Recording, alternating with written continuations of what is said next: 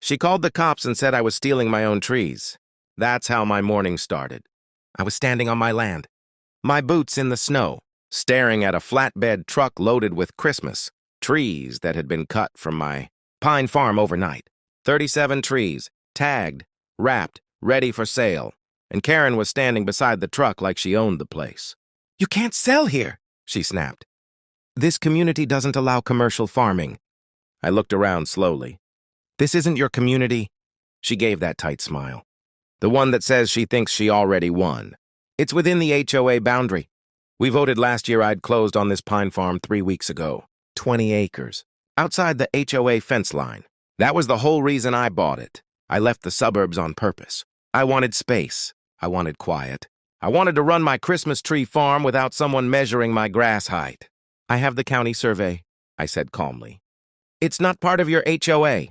She didn't even look at me. She waved at the driver. "Finished loading." The truck driver hesitated. "Ma'am," he says, "I am the HOA president," she cut in. "These trees are being confiscated for illegal commercial activity." Confiscated. I felt something shift in my chest, but I kept my voice steady. "You cut them?" She folded her arms. "They were non-compliant inventory." Non-compliant inventory. They were 10-year-old pines I planted with my dad before he passed. This wasn't some big corporation. It was just me trying to rebuild something simple. Then I saw it. Each tree had a bright red tag stapled near the trunk. HOA Approved holiday sale. Approved? I walked closer to the truck. The driver stepped aside. I grabbed one tag and turned it over. There was a QR code. And under it, a price, $145 per tree. My trees. Being sold. "You listed them online," I said quietly. Karen didn't blink. "Residents deserve discounted holiday options. You should be grateful." "Grateful? For stealing from me?" I asked. She leaned closer, lowering her voice. "You bought land near our community. That makes you subject to our standards. That's not how property lines work." She pulled her phone out. "Deputy is on his way. I told him you were trespassing and threatening me." I almost laughed. "Trespassing? On my farm." The truck driver shifted again. "Ma'am, if this is his land..." She shot him a look. "Do you want to get sued too?" The sound of sirens came faint through the cold air. Karen stepped back, pretending to look scared. "He's been aggressive since I asked him to stop cutting." I looked down at the snow. The tire tracks weren't mine. The stumps were fresh. But they weren't cut with my chainsaw. I use electric. Clean edges. These were gas cuts. Rough. Fast. She didn't just take my trees. She planned this. The deputy pulled up near the gate. He stepped out, hand resting near his belt. Karen rushed toward him. "Thank God you're here." "He's operating an illegal business inside. HOA property, and threatened me when I tried to enforce rules." The deputy looked at me. "Sir?" I didn't move. I didn't raise my voice. "I bought this farm. It's outside her HOA. She cut my trees and is selling them." Karen scoffed loudly. "He doesn't even have proof." I slowly pulled my phone from my pocket. "Oh, I have proof." And that's when her smile finally slipped. The deputy held his hand out. "Let me see it." Karen laughed under her breath. "He probably downloaded something fake." I ignored her and opened the county property app. The official map loaded, clear lines, parcel numbers, my name right there under owner. I zoomed in slowly. "This fence," I said, pointing at the screen, "is the HOA boundary. My farm starts 50 feet beyond it." The deputy leaned closer. "Parcel ID matches the county system." Karen stepped forward. "That map is outdated. We expanded last year." "Through the county?" the deputy asked. She hesitated. "Just for a second." "Through our board vote." The deputy's eyes moved from her to the truck, to the stumps, to the red tags hanging from the trees. "Ma'am," he said calmly, "HOAs can't expand without recorded county filings." Her voice sharpened. "He's running a business without approval." "On his own land," the deputy replied. The truck driver slowly climbed down from the cab. "Officer, she hired us this morning, said she owned the lot. We already delivered 12 trees to residents." 12. My stomach dropped. Karen whipped around. "You were paid." "Stay out of it." "Paid. With what?" I asked quietly. She looked at me with that same fake smile again. "Community funds." The deputy frowned. You used HOA funds to cut and sell trees from land you don't own? They were obstructing the community view, she snapped. And he never submitted a design plan. A design plan? For trees that have been growing for 10 years. I walked toward one of the stumps and knelt down. Fresh sap still wet. I touched the cut surface. This was done at night, I said. I wasn't even here. Karen crossed her arms. Convenient story. The deputy looked at her. You said he threatened you. He did. When? She paused again. The deputy didn't say anything at first. He just looked from me to the truck, to the red tags hanging off my trees. Karen crossed her arms again. He's bluffing. He doesn't have paperwork. I unlocked my phone and held it out. County deed. Filed 3 weeks ago. Survey map attached. The deputy stepped closer. He didn't rush. He zoomed in on the document, scrolled, zoomed again. Karen laughed softly.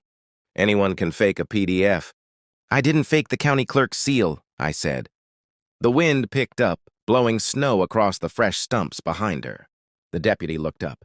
Ma'am, this parcel number doesn't fall under Maple Ridge HOA. Karen's face didn't change.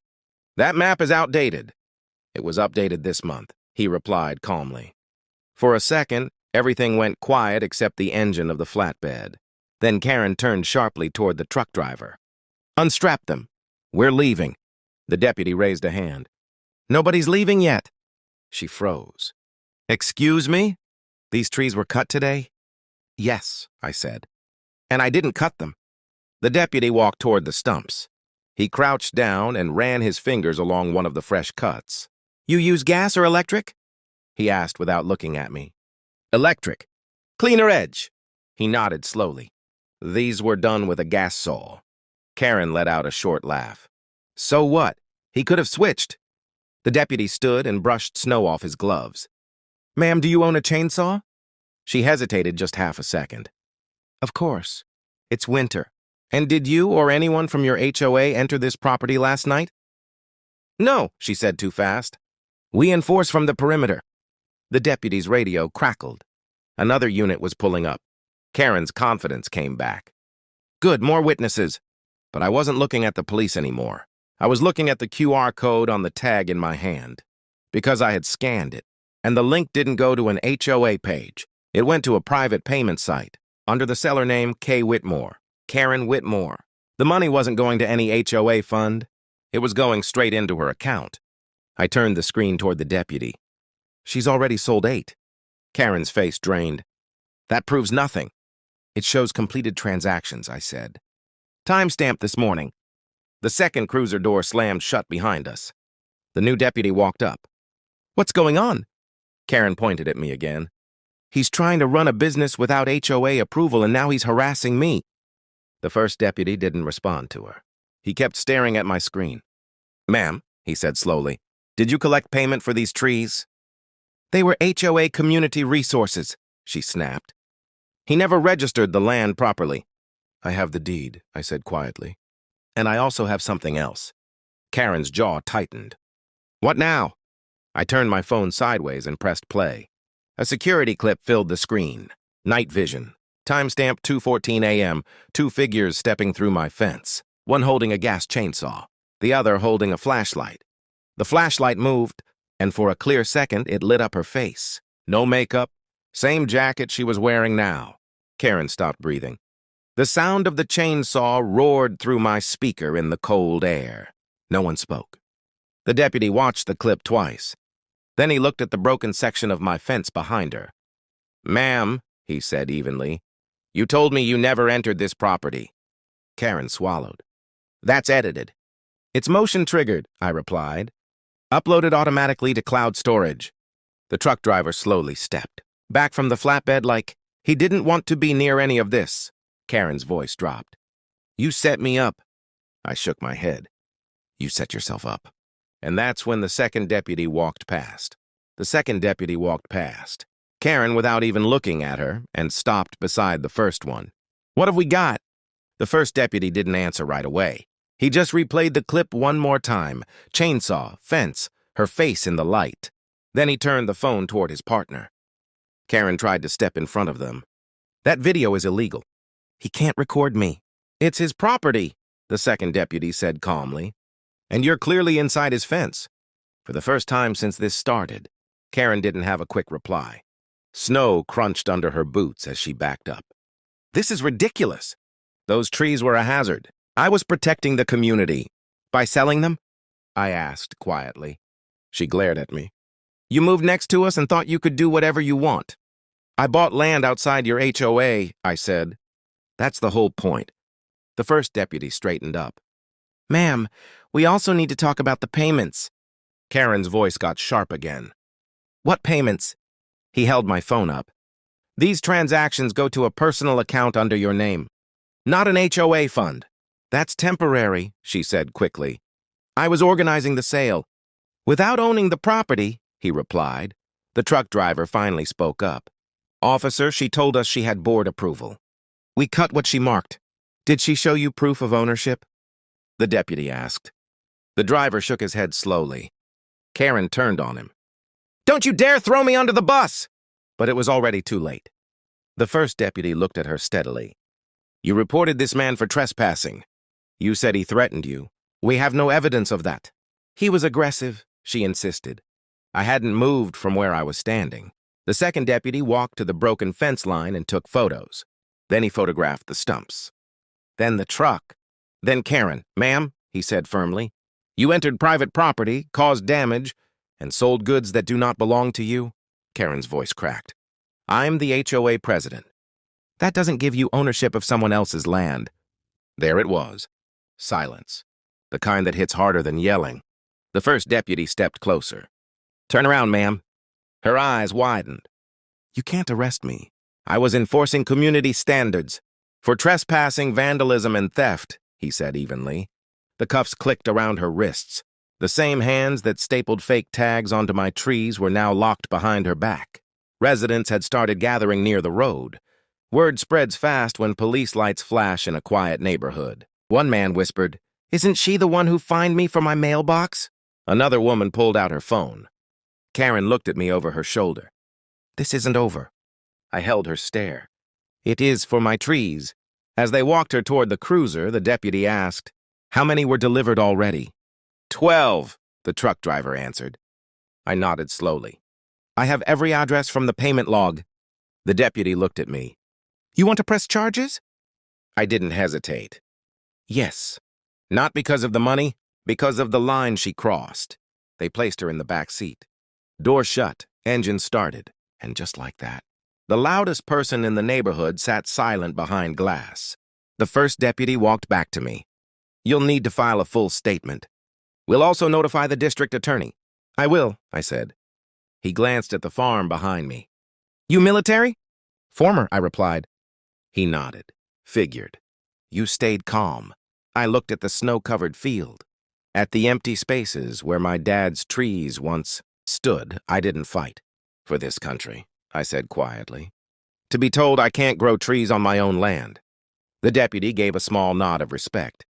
The truck driver asked softly, What do you want us to do with the rest? Unload them, I said. Every single one. As the flatbed slowly reversed and the straps came loose, neighbors watched in silence. The red HOA tags were pulled off one by one and tossed into the snow. By sunset, my trees were back where they belonged. And by the next morning, the HOA board posted an emergency notice. Karen Whitmore had been suspended pending criminal charges. But that wasn't the real twist. 2 days later, I received copies of emails from other residents. She'd been pocketing violation fees for months. Fake fines, fake enforcement, fake authority. She didn't just try to steal my trees. She built her power on lies. Now the same neighbors who once feared her were calling me, asking how to dissolve the board. I stood at the edge of my farm that evening, looking at the fence she broke. I didn't smile. I just fixed it. Because land is simple. Lines matter. And some people only learn that when the cuffs click. My family slept peacefully that night. And this Christmas, every tree I sell will have one tag, not HOA approved.